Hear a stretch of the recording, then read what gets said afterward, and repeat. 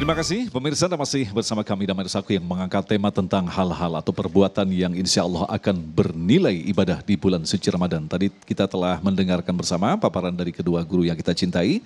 Insya Allah jawaban-jawaban dalam segmentasi tanya jawab ini akan melengkapi tema bahasan kita yang sangat menarik sekali. Baik, pertanyaan pertama akan disampaikan oleh Ibu Wiwin yang akan dijawab oleh Abi Amir. Silakan Bunda. Assalamualaikum warahmatullahi wabarakatuh. Berdiri, silakan berdiri. Assalamualaikum warahmatullahi wabarakatuh.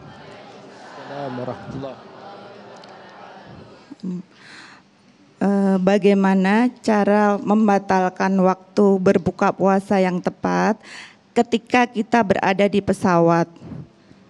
Apakah mengikuti waktu dari Indonesia atau bagaimana?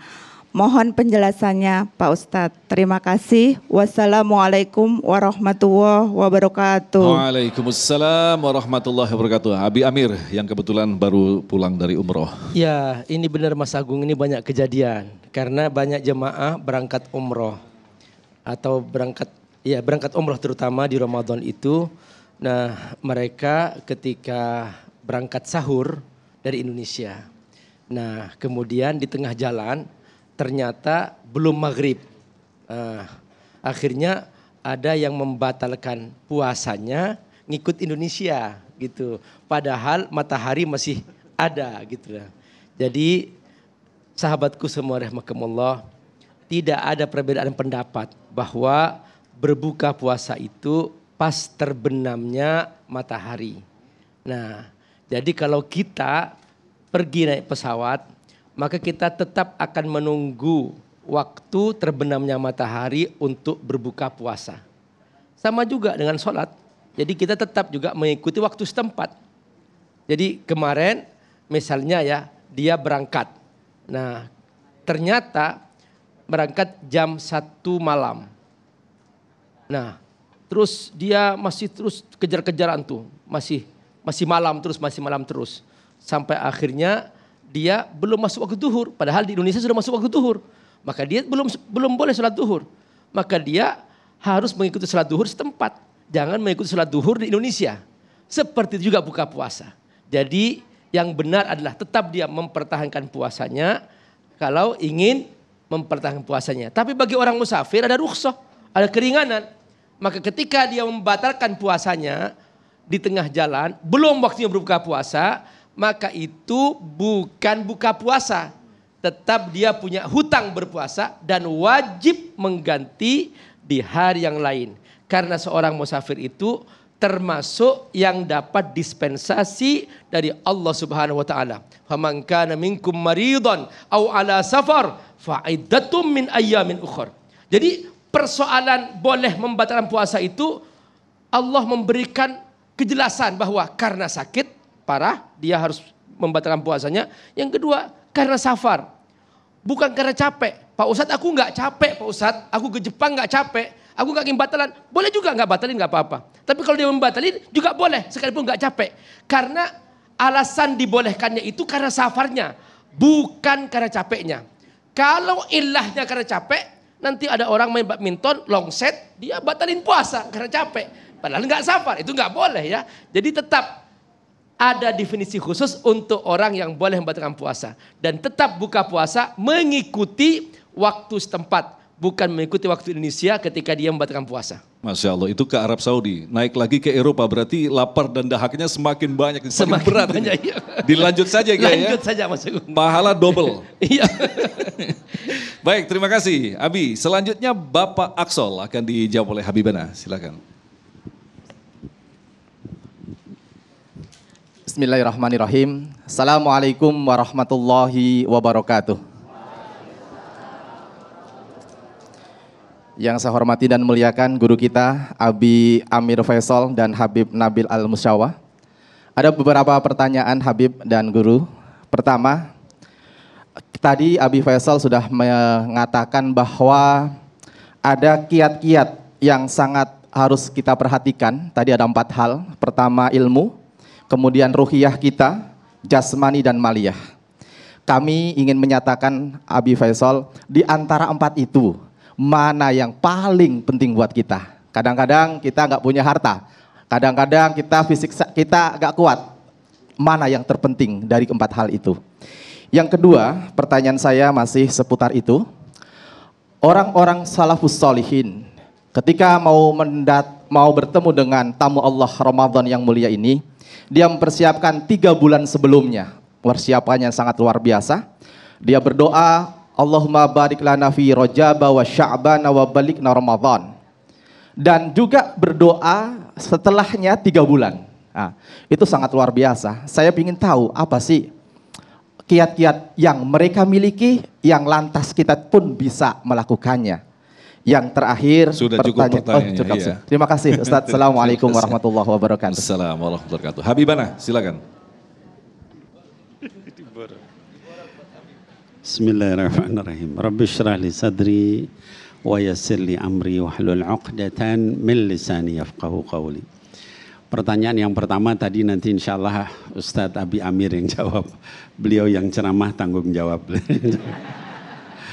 Yang kedua yang saya coba jawab. Jadi begini, para ulama terdahulu, salafus salih, para muqarrabin, siddiqin, aulia, salihin, itu menganggap Ramadan ini sesuatu yang luar biasa. Kalau kata anak sekarang, sesuatu banget, gitu ya.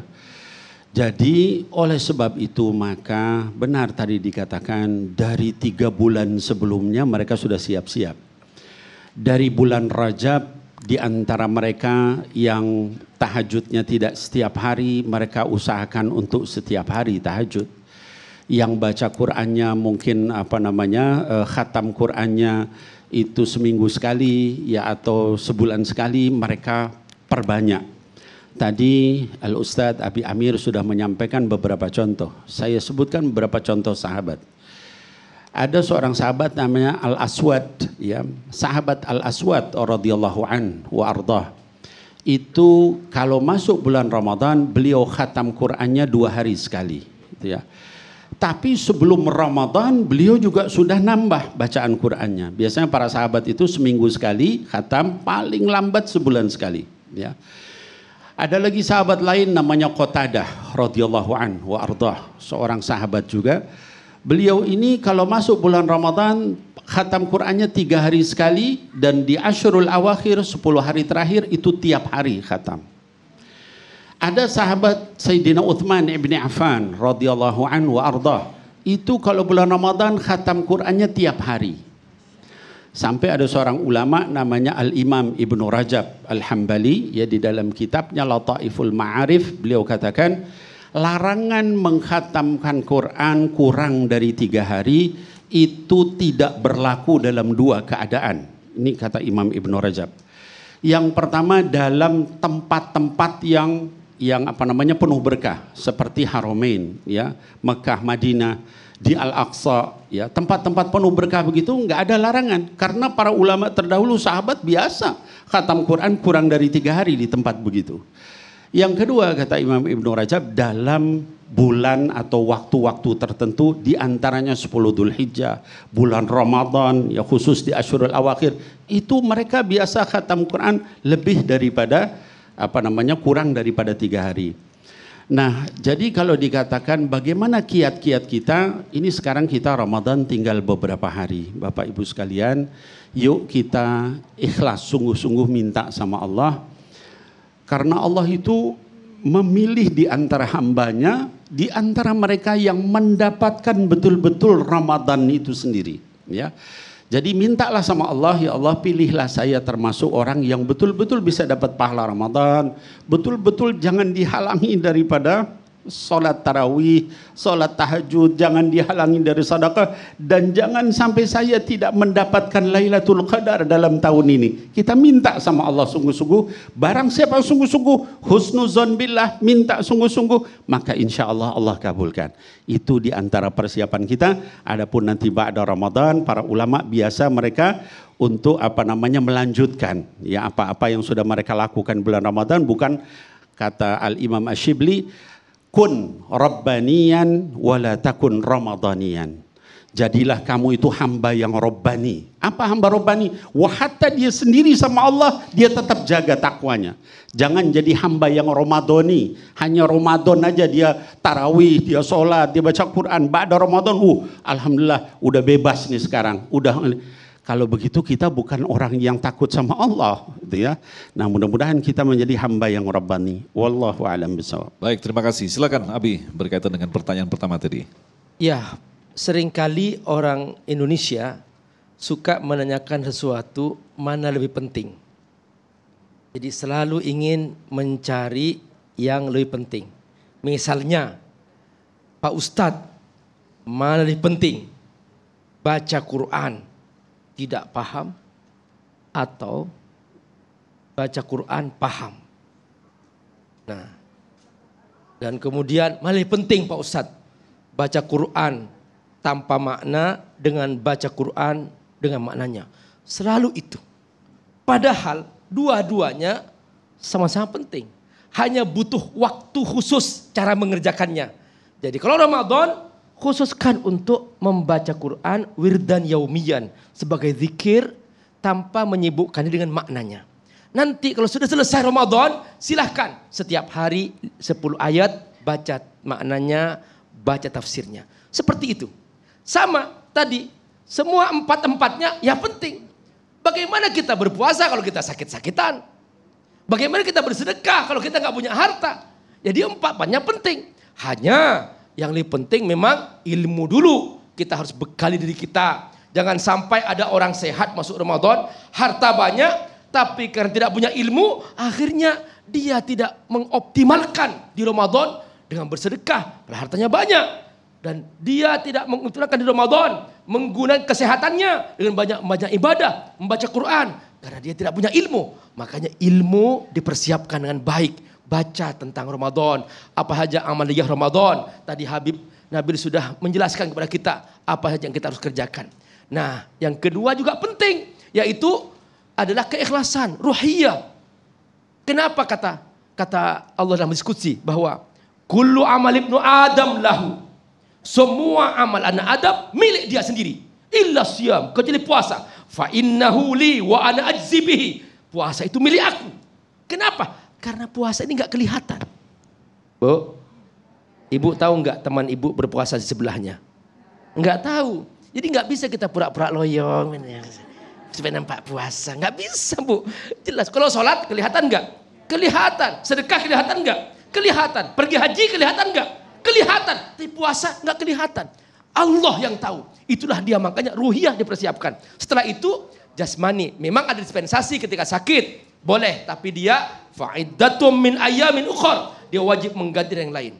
Nah, kalau untuk sedekah, jangan menunggu kaya untuk bersedekah. Nabi telah mengajarkan, ittaqin nar wala bisyaqqi tamr. Lindungi dirimu dari api neraka sekalipun hanya dengan separuh kurma. Biasakan. Saya masih menemukan, Bib, Masya Allah kalau kita ke Masjidil Haram, Bib ya, ada orang dia beli parfum kecil, berdiri di depan pintu Masjidil Haram, orang lewat, dia tetesin tangannya. Dia lewat tetesin tangannya. Masya Allah. Kadang ada membuat beli kurma 1 kilo, dia bagi satu. Pas menjelang buka puasa, dia berdiri. Dikasih sebiji kurma, sebiji kurma, sebiji kurma. Bahagia sekali. Itulah bersedekah. Tidak harus kaya. Semoga Allah berkahi. Amin. Ya Rabbal Alamin. Baik, pemirsa, kita masih menyimpan beberapa pertanyaan lagi. Kita akan jawab selepas pesan-pesan berikut ini. Tetaplah bersama kami, Damai Indonesiaku.